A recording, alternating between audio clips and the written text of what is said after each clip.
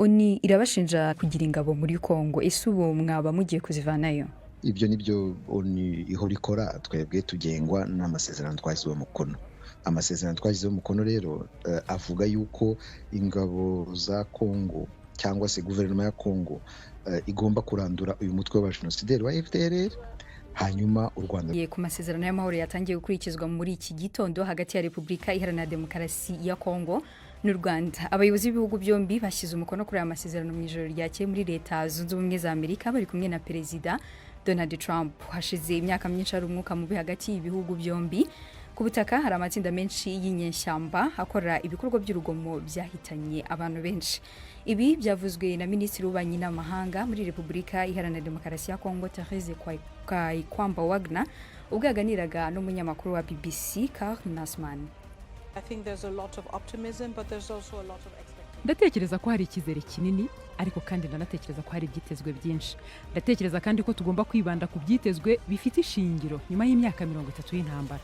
Ndatekereza rwose ko hari ibintu bisanzwe kandi byitezwe no ku mpande zose. Abasinye bose bagira ibyitezwe byinshi kandi kuri aya masezerano yasinywe uyu munsi. Ikizere ni ikintu tuzagenda twubaka buhoro buhoro binyuze mu ngamba zizagarura ikizere hagati y'impande zombi. Ariko kandi ndashaka kuvuga ko dufite ubushake. Uyu munsi ndashaka kuvuga ko ari urugendo rugaragaza ubushake bw'impande zose. Ndumva ari inzira y'intambwe ku yindi kandi hamwe n'igihe, hamwe no kwiyemeza ndetse n'ibikorwa bifatika tuzagenda tugera ku byo twiyemeje. We will be moving closer to optimism. Aya masezerano agamije guhagarika burundu imirwano no kwambura intwaro inyeshamba. Bizashirwa mu bikorwa kabone nubwo umutwe wa M23 utashize umukono kuri aya masezerano. Well, I think Yego, ndatekereza ko ari ngombwa kugaragaza ko hari inzira ebyiri zirimo gukorwa. Hari inzira twabonye uyu munsi aho hasinywa amasezerano ya Washington hagati y'ibihugu, ariko kandi hari n'inzira ya Doha ari ibiganiro birimo kuba hagati ya leta ya Kongo n'umutwe wa M23. Turabizi ko hari isano ikomeye hagati ya M23 n'umwe mu bashyize umukono kuri aya masezerano i Washington uyu munsi ari bo u Rwanda. Bityo rero nubwo M23 itahagarariwe muri aya masezerano, hari ibyitezwe bigaragara ko impande zose zizirinda gushyigikira imitwe yitwaje intwaro igihe aya masezerano azatangira gukurikizwa. Turabizi ko hari isano ikomeye hagati ya M23 n'umwe mu bashyize umukono kuri aya masezerano ya Washington abo n'u Rwanda. Bityo nubwo M23 itahagarariwe muri aya masezerano uyu munsi, hari ibyitezwe bigaragaza ko impande zose zizirinda gushyigikira imitwe yitwaje intwaro, ariko kandi igihe amasezerano azabatangiye gushyirwa mu bikorwa. Tuzi neza ko hari isano itaziguye na M23 kandi dutegereje ko amasezerano ya Washington azagira ingaruka ku myitwarire yabo. Urabizi ko hakiri imirwano mu burasirazuba bwa Kongo no kuri uyu wa gatatu yari ikomeje. Ese perezida wanyu yaba yari biganirije Perezida Trump? of course this is a major concern for us. Cyane rwose, iki ni ikibazo gikomeye kuri twe. Urumva ikihutirwa kuri twe gusinya amasezerano, ahubwo igikomeye cyane ni ukubona amasezerano agira impinduka zifatika mu karere karimo intambara. Ibi nibyo tutahwemye kugaragaza muri iyi nzira y'amasezerano ya Washington. Twabigaragaje mu byiciro byose ko gusinya inyandiko z'amasezerano ari igice cyoroshye cyane, ariko ikibazo ni uguharanira ko ibyo biyemeje bitanga impinduka zifatika muri kariya gace. Kugira ngo rebye bigerweho, dukeneye ingamba zikomeye zo kubahiriza ibyo bemeye. Uyu munsi ni intambwe ikomeye kuko yerekanye ko ibyo bemeye ubu byashyizweho umukono n'abakuru b'ibihugu. Ikitara tunyuze ndetse cyane nuko amasezerano yagiye asinywa atashyizwe mu bikorwa nk'uko bikwiye. Tukaba twizeye ko ubwo abakuru b'ibihugu babigiyemo, ubwo noneho tuzabona impinduka zindi kandi zihuse. A very rapid impact on the situation on the ground. Ese Rwanda ruravuga iki ku masezerano y'amahoro yaraye yashyizweho umukono hagati ya Perezida w'u Rwanda na Perezida wa Kongo i Washington muri Amerika? Mu mwanya ushize navuganye kuri telefone na Minisitiri w'Ububanyi n'Amahanga w'u Rwanda Olivier Nduhungirehe, ntangira mubaza impamvu Perezida Kagame ndetse na Perezida wa Kongo batahanye ukuboko.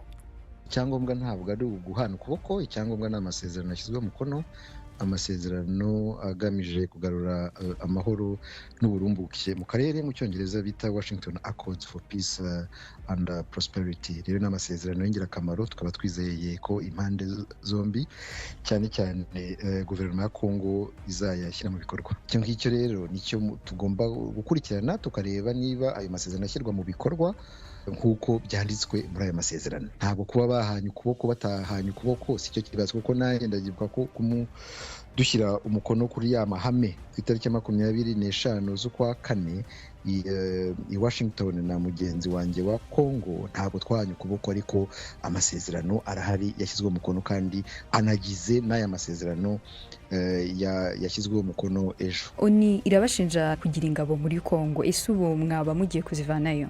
Ibyo nibyo Oni ihora ikora, twebwe tugengwa n'amasezerano twashyizeho umukono. Amasezerano twashyizeho umukono rero avuga yuko ingabo za Congo cyangwa se guverinoma ya Congo igomba kurandura uyu mutwe w'abajenosideri wa FDLR, hanyuma u Rwanda rugakuraho ingamba z'ubwirinzi. Ibyo byanditse mu masezerano yashyizweho umukono ndetse yongeye no gushimangirwa ejo. Ibyo ntabwo bireba Loni, ntabwo tureba ibyo Loni ivuga, twebwe tureba ibyo twashyizeho umukono dufatanyije n'umuhuza Amerika. Mu kwezi kwa gatandatu umwaka ushize nabwo habaye andi masezerano nk'aya, ese amahoro atarabonetse muri icyo gihe n'iki gitandukanye cyatuma abantu bizera aya masezerano yahagarariwe na Perezida Donald Trump?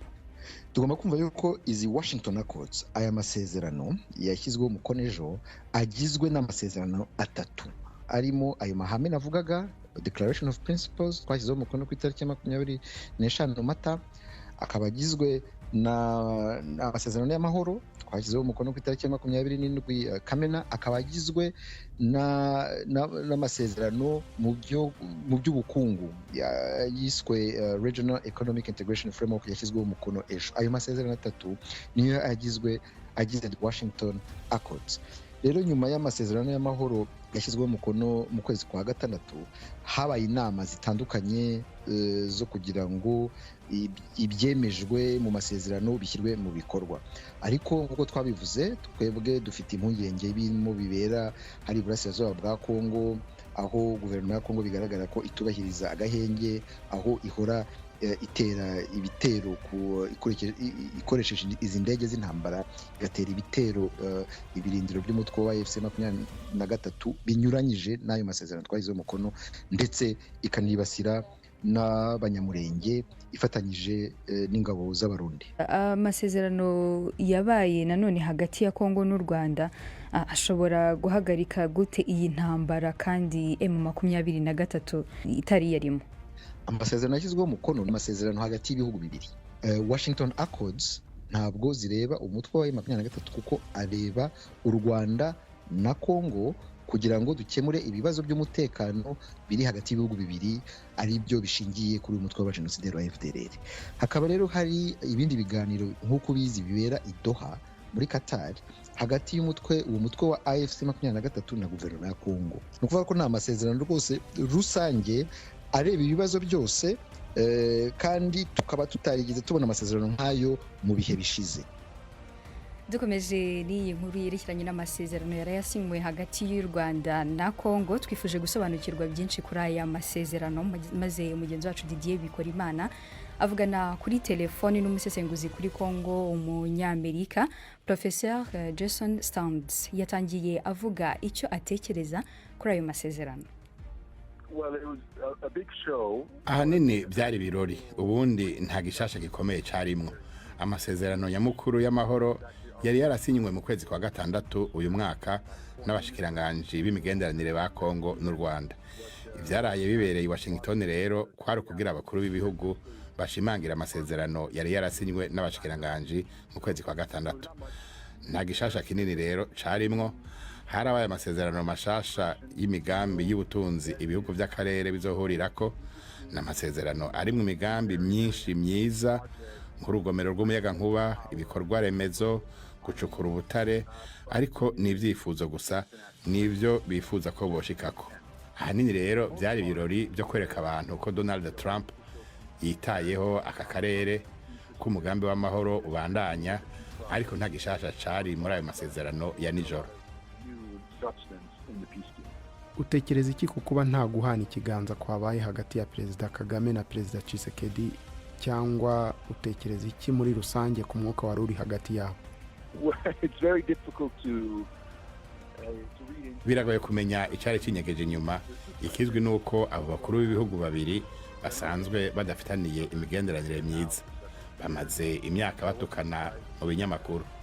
Ntacyari gitangaje rero kubona batarabana ryiza, ariko na cyane cyane kuri perezida Tshisekedi biragoye cyane kuri we kwerekana amarangamutima ayo ari yo yose kuri Kagame kuko abanyekongo bamutoye uca babona ko ari igitutsi kuko benshi muri bo babona ko batewe n'u Rwanda none wowe kuboko gute canke wowe umwenyurira gute umuntu yateye igihugu canyu akagitera amahano kuri jewe rero ntivyantangaje gusa sinzi ko hoba hari kindi cari cinyegeje inyuma y'icuka kibi cari kihasanzwe. hari amakuru avuga ko uyu munsi habaye imirwano mu bice binyuranye byo mu burasirazuba bwa Repubulika ya Demokarasi ya Kongo hagati ya M23 n'ingabo za Kongo n'abafatanya nazo ndetse ko ibyo byahereye ejo. Ibi byaba bigaragaza intege nke z'aya masezerano, ndavuga kuba M23 y'ubwayo itari ku meza ubwo amasezerano yasinywaga. Nibyo cyane uwo mugambi ntiworoshe uri mu nzira zibiri zitandukanye. Imwe ni iri hagati ya Kongo n'u Rwanda, iyo ni ya Washington. Hari n'iyindi iri hagati ya M23 na leta ya Kongo, iyo ni inzira ya Qatar canke ya Doha.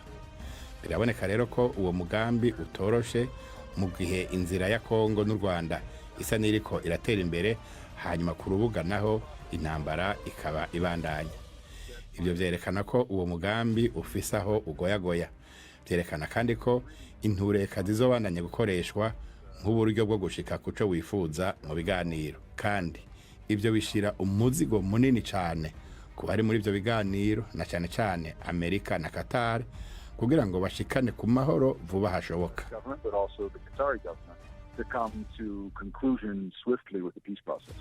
Hari bamwe banenga aya masezerano bavuga ko ari amasezerano ku mabuye y'agaciro, ibyo Amerika yahakanye mbere, agamije gukumira kugira ijambo ku Bushinwa muri Afurika. Ibyo bitekerezaho iki? Nta nkeka yuko biri mu mvo zituma Amerika ivyitayeho cyane, kandi aho si kuri Trump gusa, n'imbere yiwe kuri Biden. Imvo hituma bitaho Kongo nihiganwa n'Ubushinwa mu gushikira ubutare nkenerwa cyane cyane cuivre na cobalt, nubwo buri kure cyane yahabera intambara, ariko bukaba ari ubutare nkenerwa cyane. Kongo niyo ya mbere yimbura cobalt nyinshi ku isi, iyo nayo ikaba ari nkenerwa mu modoka zikoreshwa n'umuyaga nkuba. Nico gihugu ca mbere mu kwimbura cuivre muri Afrika. Amerika ivyo irabikeneye, kumbure ico kirakenewe kugira haboneke amasezerano y'amahoro. Kuba hari ikindi gihugu kibona ko inyungu zaco zibangamiwe niyo ntambara. Uwo yari Didier Bikorimana wavuganaga kuri telefone n'umusesenguzi kuri Kongo, umunyamerika Professeur Jason Stantz.